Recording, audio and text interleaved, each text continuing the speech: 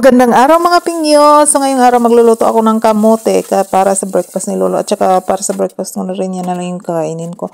So ngayon guys, ilutuin natin dyan sa, ano ba yan? Heater, cooker. Iwan ko ano yan. Basta dyan niluluto yan. Pabayaan ko lang dyan. Saksak ko lang yan. Yan na. At habang nakasalang yung sa steamer ang kamote guys, magpe-prepare muna ako ng warm water para kay Lolo. Yan, lalagay ko acitin ba yung tawag dyan para sa kanyang lalamunan. At saka yung Chinese herbal medicine para sa kanyang stomach at saka para din hindi siya mag-ubo ng ubo. Yan ang mapait yan eh, mapait na manghang na parang menthol yan siya. Iminom ako niyan yung makati yung lalamunan ko, effective talaga siya. Kaso medyo mapait. Yan, yung water ni Lolo, warm water ni Lolo, lalagyan ko ng ganyan, parang jelly siya para hindi siya mabilis masamid. Inaano-ano ko lang, nahalo-halo ko lang para medyo naman siya lalamig. Pag umaga talaga guys, yan yung nilalagay ko, pinapainom ko sa kanya. At saka, gumagawa ako ng tea para panlinis sa kanyang mouth. Yan yung natutunan ko dun sa home care nung kami ni Lola na. Yung, bawal sila mag-toothbrush, diba? Yan lang yung ginagamit sa kanila para malinis yung kanilang bunganga. Tsaka hindi mabaho yung hininga nila. Yan yung natutunan ko doon sa home care, sabi ng mga nurse sa akin. So, ganyan ginamit ko para kay Lolo para masaya. Joke lang. Kaya guys, nahirapan ako mag-voice over. Nihingal na ako. Joke lang. Yan, kasi piniprepare ko si Lolo kanina eh. Kaya naka-turn over siya. Turn over yan siya every 2 hours para iwas sa kanyang bed sores. Kaya guys, yan na. Kaya nakataglid yun kanina si Lolo guys kasi tinatap ko yung likod niya. Every 2 hours tinatap ko yung likod niya para maganda yung circulation ng blood. Kumuha ko ulit ng isang sponge guys kasi maraming may phlegm sa bunganga ni Lolo. Kaya bibig pala, hindi pala bunganga. Tapos ko na yung linisan guys, tapos yan pinapainom. Ayaw niyang inumin kaya ayan. Pinainom ko muna siya nung tinimpla kong tubig kanina kasi medyo matamis-tamis yan eh. Ayan. Nauubo-ubo talaga siya. Pag unang inom mo sa kanya, dahan-dahan lang talaga. Tsaka sinasabi ko sa kanya na akong manmanlayton na.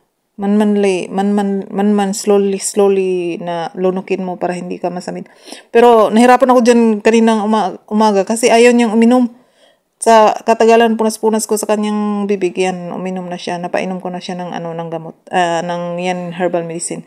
Kaya yan guys, habang tapos ko nang pinainom si Lolo, kaya after 1 hour, kainin ko na naman siya. Yan, binalatan ko na yung kamote. Piniprepare ko na yung pagkain niya kasi dapat 8 or 8:05, 8:10, mga ganun dapat pakainin ko na siya. Kaya yan, prepare ko na yung kakainan niya. Kamuti muna kami ngayon. At saka, Ensure milk. Ensure, baka naman. Joke lang.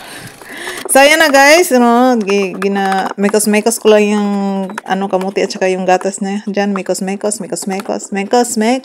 Yan. Para mag-mix well at saka ma-subside yung sobrang init ng kamuti. So, ayan na guys. Pakainin ko na muna si Lolo. Bye-bye! At pagkatapos ko na nga linisin guys, tinignan ko yung chinek ko sa labas at mainit. Nandun si Haring Araw. Kaya lalabas kami ni Lolo. Lalabas kami ngayon kasi sobrang lamig dito sa loob ng bahay ni Lolo. Ewan ko ba bakit ang lamig-lamig dito sa loob. Sinabi ko sa kanya na, Lolo, let's go! Chuba chuchi. Ayan. And itatap ko muna yan siya bago paupuin sa anong tawag dito? Sa wheelchair. Tapos hilahin ko lang siya para maganda yung upo niya. At saka lalagyan ko lang. Sabi ko, aalis kami. Kaya yan, lalabas na kami guys. Excited ako magpa-araw kami ni Lolo. Ayan, yung alaga kong walang paki sa mundo. Parang ako lang walang paki sa mundo. Joke lang. Ito pala guys, mga around 11:40, mga ganun na para sobrang init na yung labas. Ayan si Lola. Kanina si Lola may sinasabi sa akin, hindi ko rin maintindihan kung anong sinasabi niya, iniwan ko na lang siya. Basta sasabi ako sa kanya, Ama, ni hao. Ayan, lakad-lakad kami dyan guys, dito sa aming barangay Maritesan. Hindi pala ito barangay Maritesan kasi may mga walang marites ngayon eh kasi working days, kaya mga thunders lang ang makikita mo, naglakad-lakad lang dyan. Kaya yan guys, dyan sa may punta kami doon sa dulo kasi mainit din dito eh. Ayun na, pabalik na pala kami. Andyan, kasalubong na naman namin si Lola. Yan ang kapitbahay namin doon dyan sa may gitna ng bahay niya. Andyan.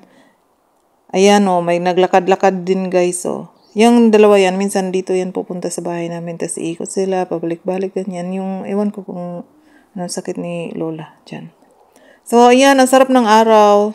Mga 12 na yan. Ayan. Yung ganyan ko si Lolo para mababad yung paa niya. Kasi minsan may edema. Yung maliit lang naman. Hindi naman ganun ka Yan. Sinasabi ko sa kanya na, huwag ka matulog. Lolo, buhay kon. Buhay kon. Ha?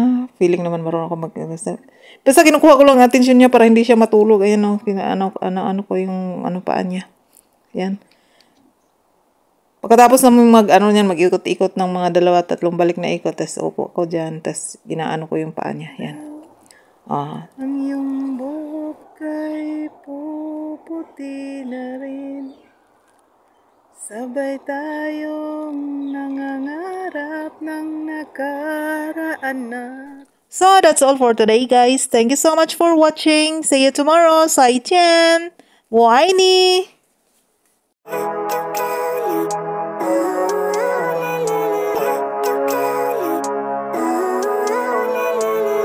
Living life, every day, late at night, not okay.